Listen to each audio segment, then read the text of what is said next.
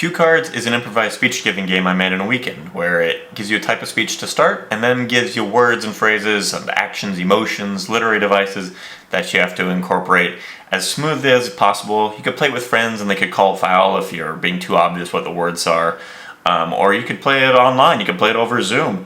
The key thing is that you make do with what you have. It's as if you're giving a speech and someone runs up and just hands you a piece of paper, and you have to try to use as many of those phrases as you can.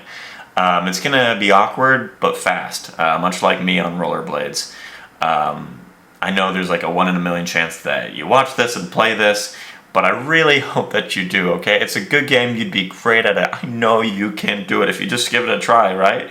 It sometimes feels like these words are coming so fast that like I'm going over a waterfall. I feel the rapids, I hear the rapids, and I'm going to need some sort of ambulance when I get to the bottom of the rap. And that's all the time that I have. That's my game. While I think about how I could have fit mustard into that speech, here's a look at how I made cue cards. I entered a game jam called Ludum Dare, where thousands of developers around the world compete on the same weekend to make a game from scratch, all centered around the same theme. This year, the theme was revealed to be delivery. I started with a really fast and loose brainstorming session, finding connections, associations with the word, just to try to make it stand out from my first thought. Everything from alternative meanings to idioms to breaking down the word with very questionable results.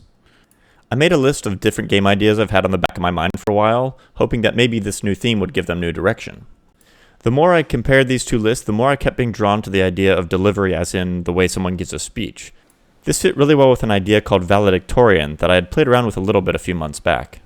The basic idea was that players not giving the speech would give crazy words for the speech giver to use as seamlessly as they could without getting caught. But the more I thought about the word delivery as a speech, I thought about actions and emotions, the sort of stage directions that people use while giving a speech. It really opened my mind to things like literary devices that I hadn't considered before. With this in mind, I opened up Affinity Designer, which I really like to make quick mock-ups and brainstorm different ideas, especially paying attention to the sorts of information that I want on the screen, how that information is going to fit together.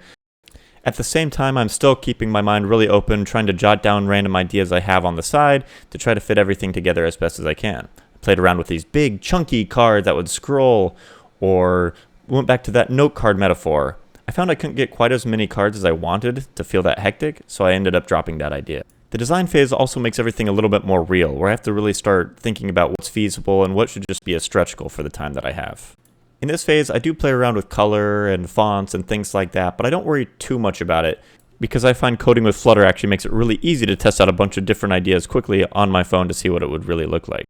Now this video isn't a Flutter tutorial, but I do want to give just a quick bird's eye view of how I approach breaking down my design into code using Flutter. The design consists of icons, text, containers. If you look, you might see the rows and the columns that they're made out of. All these are called widgets in Flutter. There's so many widgets in Flutter, and you can combine them to make just about anything you can imagine. As an example, let's look at an individual card. From the outside in, the biggest thing is that container with the gray background and the rounded border. Within the container, I see a row of widgets. There's the icon, there's the text, and then there's the checkmark icon to represent the button. I can provide padding to the container to let it breathe. I can expand the text using an expanded widget to say, hey, I want this to take up all the available space in the row. Now that we've got our basic card, we can actually take all that code and convert it to our own card widget. That way, wherever we want to show the cue card, we can actually just call our cue card widget as if it was a text or icon like the others. Obviously, the details of this are going to be quite unclear after just a minute, but hopefully it at least gives an idea of the process of breaking down a design into these smaller widgets that can lay out to form the whole entire interface. From there, I made a list of the cards that I wanted to show up, made a timer, made it randomized so they'd show up in different orders, gave the player an extra point every time they clicked one of the icons. At this point, time was running out and I uploaded it to flock.games. So what's next for cue cards? Well, there were a few bugs that showed up, so I've been working on fixing those. I've been looking at quality of life improvements, adding more settings, adding more words, and been looking at the feedback that I've gotten from other Game Jam participants, as well as some improviser friends that I sent the game to. I'll also go back to the list of ideas I had during brainstorming and design to find ones that I didn't have time for at the moment, but could be really fun to add.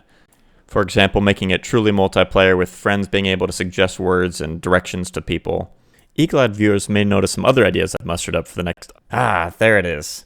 Go ahead and play the game, let me know what you think as well. Head over to flock.games to check out cue cards and other games I make in the future. I'm making more games like this, and I'm documenting the whole process here on this YouTube channel. It's going to be fun. All I ask is that you subscribe like a dragon.